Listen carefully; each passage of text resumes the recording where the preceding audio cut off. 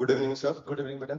Sir जैसे आपने पहले स्टार्ट किया सेशन कंपैटिबिलिटी को लेके, सर उससे मेरा क्वेश्चन है, जैसे मैं अभी साइंस स्ट्रीम से कॉमर्स स्ट्रीम को आ रहा हूँ, लास्ट 6 मंथ्स हो गए।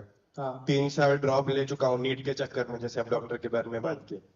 तो एक बच्चा जो न्यूटन लॉज ऑफ मोशन बचपन से लेके +2 तक पढ़ के फिर 3 साल पढ़ के आया है, फिर अभी वो गोल्डन रूल ऑफ अकाउंटिंग में जैसे उसका माइंडसेट चेंज कैसे करेगा, कैसे अडेप्ट होगा, अडेप्टेबिलिटी की जैसे आपने बात किया, हाँ तो वो कैसे हम अपने मतलब मेरे जैसे जो भी अभी स्ट्रीम चेंज कर रहे होंगे, हाँ मतलब अगर जल्दी समझ जाए तो अच्छा है, अगर लेट में समझ के अगर मेरी बात सुनो, तुमने अगर साइंस समझा है ना तो कॉमर्स तो इजीली समझ जाएगा। हाँ इसके पीछे कैसा होता है मैं आपको एक बात बताऊं, it is a learning process. मैं अभी क्या कर रहा था, मेरे एक स्टूडेंट का इंटरव्यू लिया, he was the CA, and CA के बाद में बंदा AR4 था, लक्ष्य अग्रवाल करके, और उसने यूपीएससी क्रैक किया अभी, और यूपीएससी में score the 164 rank all India में करके, ठीक है। तो उसको आईपीएस मिला है।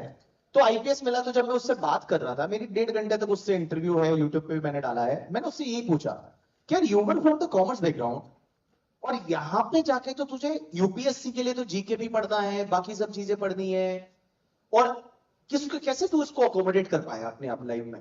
तो उसने मुझे एक चीज बोली कि सिर्फ जितना हम घिस चुके हैं ना सीए में, जितना हम बैठ चुके हैं, जब 10-10 घंटे हम बैठ पाते थे, 10-10 घंटे हम पढ़ पाते थे, तो that help me to study for the UPSC also. So in the same way see whatever you have, जो है ना, एक चीज तो दिमाग से ये निकाल देना कि अपने आप को हमेशा ये साधना देता रहे करके मैं साइंस बैकग्राउंड से हूं, कोई फर्क नहीं पड़ता। मैं बताऊं, ऐसा ही कॉमर्स बैकग्राउंड वाले या साइंस, इनको भी कोई ऐसा मतलब इतना ज्यादा नहीं आता कि आप कॉमर्स वालों को ज्यादा आता होगा, साइंस वालों को कम आता होगा।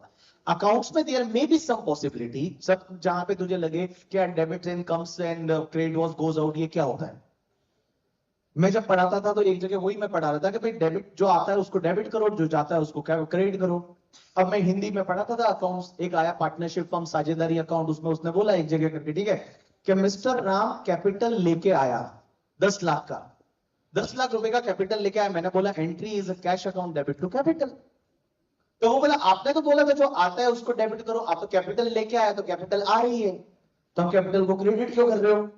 तो ऐसे साइंस वालों का डाउट आता था मेरे पास। देयर वाज अ स्टूडेंट जो साइंस के थे, उनको आपने वो बोलते थे पहले आप लाइन में क्या बोला, जो आता है उसको डेबिट करो, तो कैपिटल लेके आया तो कैपिटल को डेबिट क्यों नहीं कर रहे। तो फिर मुझे उसको समझाना पड़ता था कैपिटल के थ्रू कैश लेके आया। सो ऐसा समझा के and did it. So see only there is one subject accounts, जहां पे तुमको ऐसा लग सकता है कि तुमने 11th-12th में नहीं पढ़ा हुआ, बट बाकी जितने भी सब्जेक्ट है, जैसे कॉस्टिंग है आपके लिए नया है, सबके लिए नया है, and costing is the subject, tax is the subject जहां पे इन्होंने भी कुछ नहीं पढ़ा हुआ, एंड अकाउंट्स में you will score very good marks.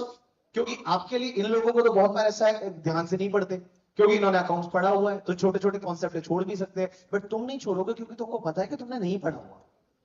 So first thing आपकी लाइफ में से आप ये चीज को निकाल दो कि you are from the science background, आप ये समझो you are from the commerce background, और आप अकाउंट्स को सीखो, और उसके साथ साथ बाकी सब्जेक्ट तो आपके लिए भी नए हैं, इनके लिए भी नए हैं।